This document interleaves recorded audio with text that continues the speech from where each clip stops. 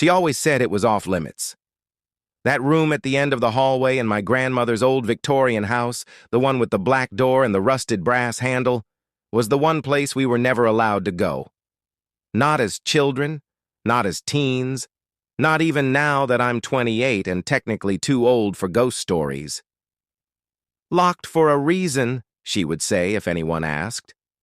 My cousins and I used to make up wild tales about what was inside: a coffin, a cursed mirror, a sealed portal to hell. We even dared each other to peek through the keyhole once, but it had been stuffed with tissue paper from the inside, tightly packed, like whoever was in there never wanted to see the outside again. Eventually, we just accepted it. Every family has secrets. Ours had a door. But last week I came back to visit Grandma, alone. She's getting older now, frail. Her memory's been slipping, and my parents are trying to gently convince her to move into a care facility.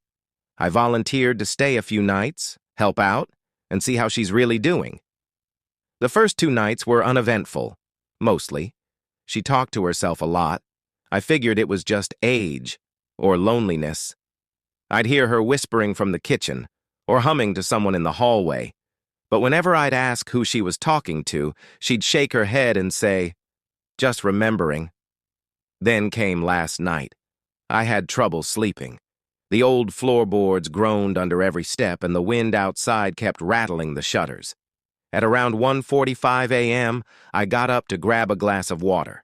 That's when I heard it. A baby. A baby crying. Not from the street, not from the TV, not in my head. It was coming from the end of the hallway, from that room. The crying wasn't loud, it was soft, muffled, like it was behind something thick, but it was unmistakable. That high-pitched, rhythmic wail. Short gasps between cries. The kind that punches you in the gut if you've ever held a newborn. I stood frozen with my hand on the stair rail, just listening, hoping it would stop. It didn't. I walked down the hallway, slowly. My fingers brushed the wallpaper, peeled and yellowed with age. The air got colder with every step, like the heat didn't quite reach that end of the house. When I reached the door, the crying stopped. Just stopped. I leaned in, pressing my ear to the wood. Silence. For a long time I stood there, heart pounding, wondering if I'd imagined the whole thing. Then, tap, tap, tap, 3 light knocks. From the inside, I jumped back. There was nothing. No voice, no movement. Just the stillness of a house that had seen too much time. I practically ran back to bed. In the morning, I told Grandma. Her expression didn't change. She kept stirring her tea, but her hand was trembling. "There's nothing in that room," she said flatly. "You must have been dreaming." I wasn't. She put the spoon down and looked at me for a long time. Then she said the most chilling words I've ever heard. "If you heard it, that means it wants you to hear it." I asked her what she meant. She got up and left the table. I didn't press. That afternoon I went into town to get groceries. When I came back, I saw something that made me feel physically ill. The black door was open, not wide, just an inch. Just enough to say, "Come on in." I should have called someone. I should have walked away. But something pulled me forward. Morbid curiosity, maybe. Or maybe I just needed to see what could possibly be so dangerous that it had been locked away for decades. I pushed the door open. The room was dim, lit only by a sliver of afternoon sun slipping through the curtains. Dust floated through the air like ash. And in the center of the room, a crib. A wooden antique crib, the kind with bars too far apart to be legal today. And inside it, a bundle of blankets, old ones, faded blue and yellow. I approached it slowly. The air was freezing, and with every step I felt more nauseated. Something was wrong. Not just creepy, but wrong. The kind of feeling that curls under your skin and whispers you shouldn't be here. I reached the crib. There was no baby. Just a small porcelain doll, cracked face, black glass eyes that seemed too real. Its arms were outstretched, like it had been waiting for someone. As I stared at it, the door behind me slammed shut. I screamed and ran to it, pulled, pushed. It wouldn't budge.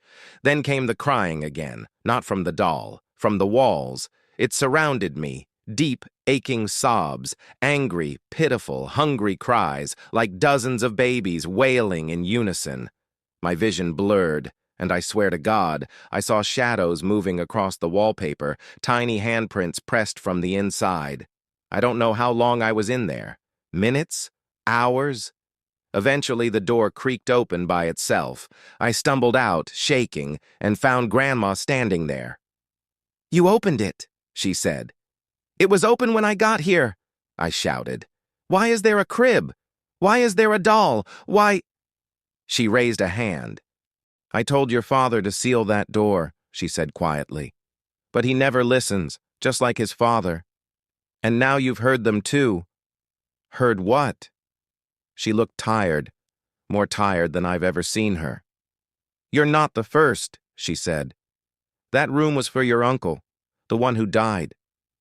"I didn't know I had an uncle. You weren't supposed to." It all came out in bits and pieces. Her first child, Robert, was born in that house in 1953. But something was wrong with him. He didn't cry when he was born. He didn't move. The doctors said he was stillborn. Except he wasn't. He started crying the night after they brought his body home. At first, Grandma thought it was in her head. Grief, maybe. But the crying grew louder, clearer. And it came from the walls. She swears he never left that room, even after they buried him. Over the years, the crying would come back every now and then, especially when someone new stayed in the house, especially at night. It wasn't constant. It waited, watched. Her husband tried to bless the room, seal it. Once he tried to burn the crib. It reappeared the next morning.